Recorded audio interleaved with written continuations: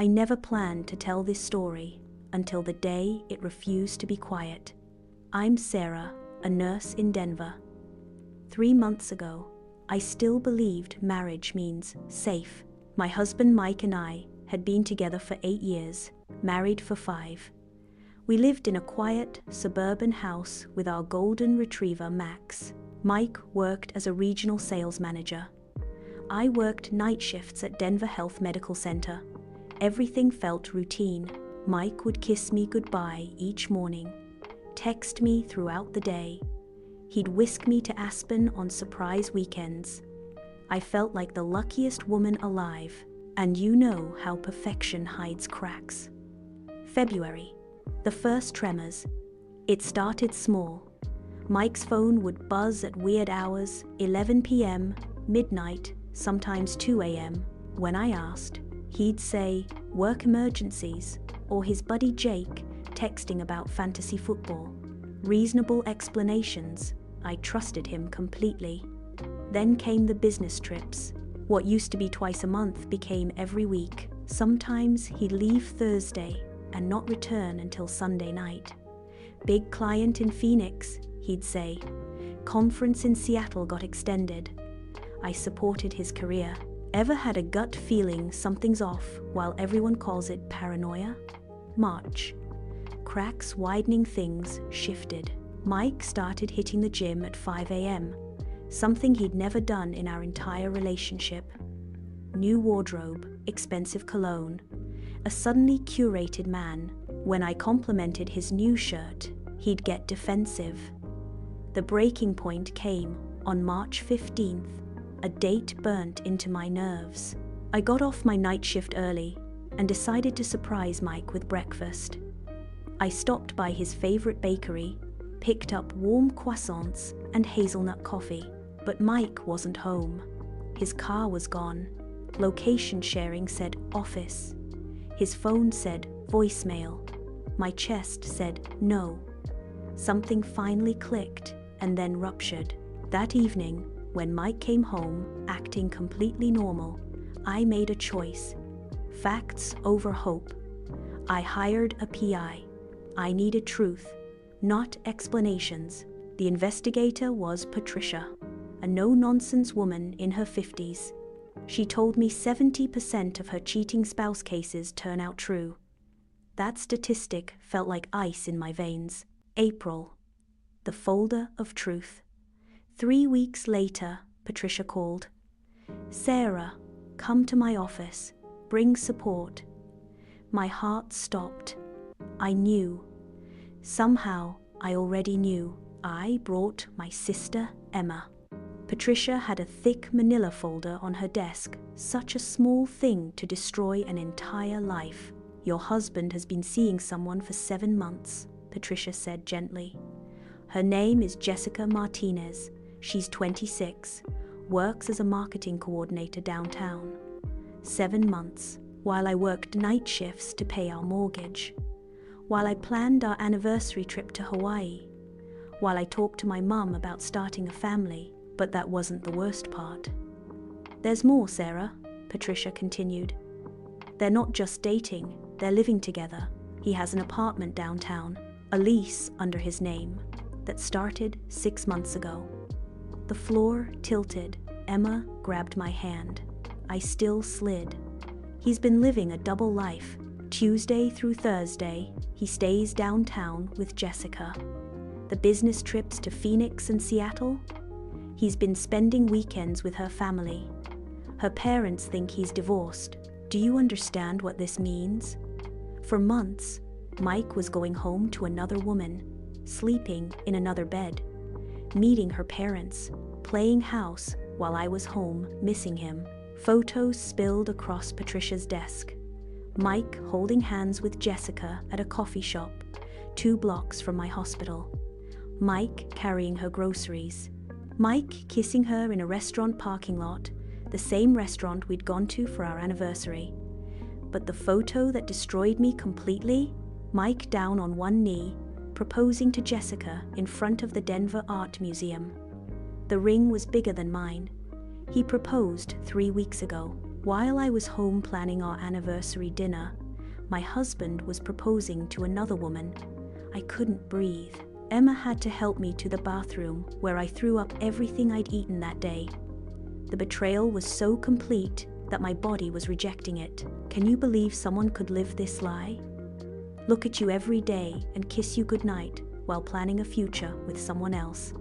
The confrontation that night, I sat in my car outside our house for 2 hours. The living room windows glowed warm yellow. Mike's car sat in the driveway. He was probably inside watching Netflix, completely unaware his world was about to explode. I found him on the couch, watching some action movie. The leather creaked as he shifted. He smiled when he saw me, that same smile that used to make my heart flutter. "Hey babe, how was your day? I ordered Chinese food from that place you like." The smell of lo mein filled the air. I stood there, looking at this man who'd shared my bed for 8 years, who knew I liked my coffee with exactly 2 sugars, who held me when my dad died. This man who was living with another woman and planning to marry her.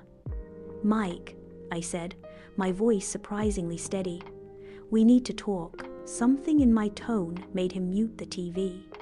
The silence pressed the air thin. "I know about Jessica." I watched his face cycle through emotions. Surprise, panic, guilt, and then something like relief. "Sarah, I can explain." "Explain what?" "How you've been living with her for 6 months. How you proposed 3 weeks ago. How you told her parents you're divorced." He folded into tears. This grown man, who'd always been so composed, broke down completely, but I felt nothing. The man I'd loved was gone, replaced by this stranger who'd been lying for 7 months. "I never meant for this to happen," he sobbed. "It got complicated. I love you both." Love us both? That's when the anger finally hit me. You don't get to love us both, Mike. You don't get to have 2 families, 2 lives, 2 futures, while we're both living in ignorance. Mike tried convincing me he could figure this out. He was confused, needed time. But here's what broke me. He admitted he'd been happier with her. Their relationship felt easier without the pressure of a long marriage. He loved how uncomplicated she was. Uncomplicated. As if my complexity, my bad days at the hospital, my worries about money, my desire to discuss real problems was a burden. Before I told him to leave, he said, "Sarah, you have to understand. I never wanted to hurt anyone." Never wanted to hurt anyone? He destroyed 2 women's lives because he was too selfish and cowardly to make a choice.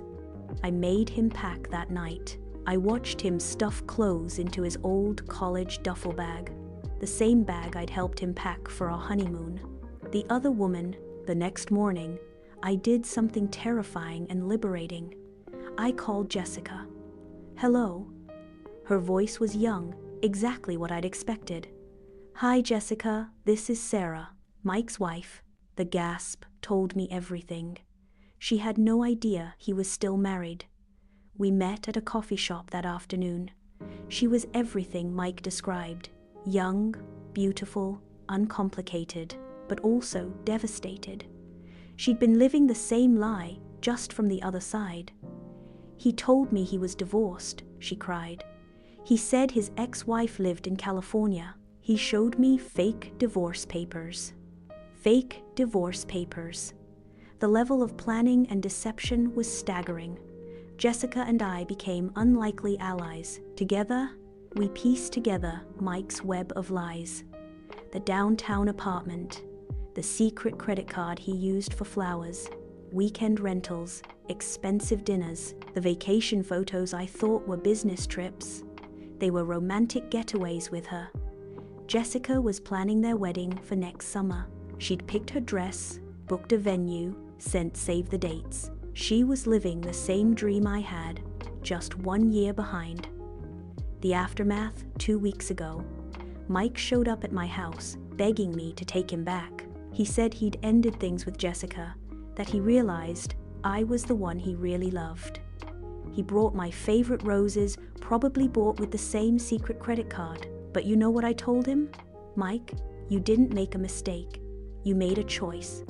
Every day for 7 months, you chose to lie to me. You chose to build a life with someone else.